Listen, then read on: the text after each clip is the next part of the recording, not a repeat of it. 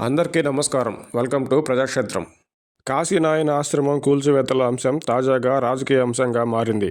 ఈ ఆశ్రమం కూల్చివేతపై అటవీశాఖ అధికారులు కాస్త సంయమనం పాటించి ఇలాంటి సున్నితమైన సమస్యను రాష్ట్ర ప్రభుత్వ దృష్టికి తీసుకొచ్చుంటే బాగుండేది.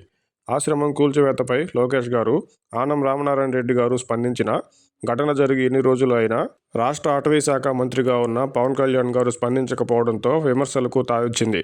కూల్చివేతను తప్పుపడుతూ ఆశ్రమానికి అండగా నిలుస్తున్న వారు అసలు సమస్యను పట్టించుకోకుండా రాజకీయ లబ్ధికి రాష్ట్ర అటవీశాఖ మంత్రి పవన్ కళ్యాణ్ గారిని విమర్శించడానికే అధిక ప్రాధాన్యత ఇస్తున్నారు. అయితే చట్టపరంగా టైగర్ రిజర్వ్ ఫారెస్ట్లో ఉన్న ఆశ్రమం కూల్చివేత తప్పుడు చర్య కాదని కూడా గుర్తించాలి. వాస్తవానికి కాశీనాయన ఆశ్రమం ఉన్న అటవీ ప్రాంతాన్ని కేంద్రం టైగర్ ఫారెస్ట్ రిజర్వ్గా గుర్తించి 2019 సెప్టెంబర్లోనే ఆశ్రమానికి నోటీసులు ఇచ్చింది. అప్పటి ముఖ్యమంత్రి జగన్మోహన్ రెడ్డి గారు ఆశ్రమాన్ని మినహాయించాలని, కావలసిన అనుమతులు ఇవ్వాలని కోరుతూ కేంద్రానికి లేఖ రాశారు. ఇదే అంశంపై తాజాగా రాష్ట్ర బీజేపీ నేతలు సైతం కేంద్ర అటవీ పర్యావరణ శాఖ మంత్రి గారిని కలిసి ఆశ్రమానికి కేంద్రం నుంచి మద్దతు ఇవ్వాలని కోరారు. పూర్తిగా కేంద్రం ఆధీనంలోని సమస్యపై అధికారులు తొందరపడకుండా ఉంటే రాష్ట్ర ప్రభుత్వం కేంద్రంతో చర్చించి పరిష్కారం చూపించేదేమో. అయితే ఆశ్రమ కూల్చివేతపై పవన్ కళ్యాణ్ గారు ఎందుకు స్పందించలేదని అడగడం సబబే అయినా తిరుపతి తొక్కిసలాటలో పలువురు చనిపోయిన ఘటనను ఆశ్రమ కూల్చివేతను పోల్చడం, అప్పుడు క్షమాపణ చెప్పాలని డిమాండ్ చేసిన పవన్ కళ్యాణ్ గారు ఇప్పుడు కూడా క్షమాపణ చెప్పాలని అడగడం వారిలో పవన్ కళ్యాణ్ గారిపై ఉన్న వ్యతిరేకతను బయటపెడుతుంది. తమ వైపు నుంచి తప్పు జరిగి ఉంటే క్షమాపణ చెప్పడానికి పవన్ కళ్యాణ్ గారు వెనకడుగు వేయరు.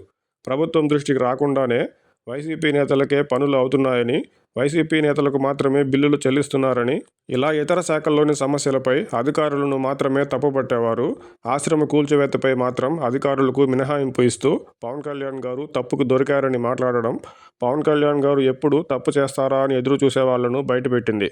ఆశ్రమం కూల్చివేత సాకులో పనిలో పనిగా సనాతన ధర్మ పరిరక్షణపై మాట్లాడుతున్న పవన్ కళ్యాణ్ గారిపై ఆ కోణంలోనూ విమర్శలు చేయడం చూస్తుంటే వారంతా పవన్ కళ్యాణ్ గారు ఎక్కడ దొరుకుతారా అని ఎదురు చూస్తున్నట్లుగా ఉంది. అలాంటి వాళ్లకు అవకాశం ఇవ్వకుండా ఆశ్రమ కూల్చివేత ఘటనపై ముందుగానే పవన్ కళ్యాణ్ గారు స్పందించి ఉంటే బాగుండేది.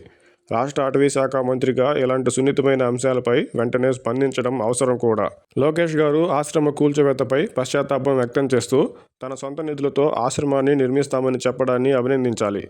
అయితే ఇప్పటికే ఆ అటవీ ప్రాంతాన్ని టైగర్ రిజర్వ్గా గుర్తించిన నేపథ్యంలో అనుమతులు లేకుండా మళ్లీ అక్కడే నిర్మాణం చేయడం సమస్యకు పరిష్కారం చూపదు. అందుకే ముందుగా కేంద్రం నుంచి కావాల్సిన అనుమతుల మంజూరు కోసం కేంద్ర ప్రభుత్వంపై రాష్ట్ర ప్రభుత్వం నుంచి ఒత్తిడి తేవాలి. కేంద్రం నుంచి అనుమతులు కుదరని పక్షంలో కాశీనాయన ఆశ్రమానికి ప్రత్యామ్నాయ భూములను చూపించి అక్కడ ఆశ్రమ నిర్మాణానికి సహకరించాలి.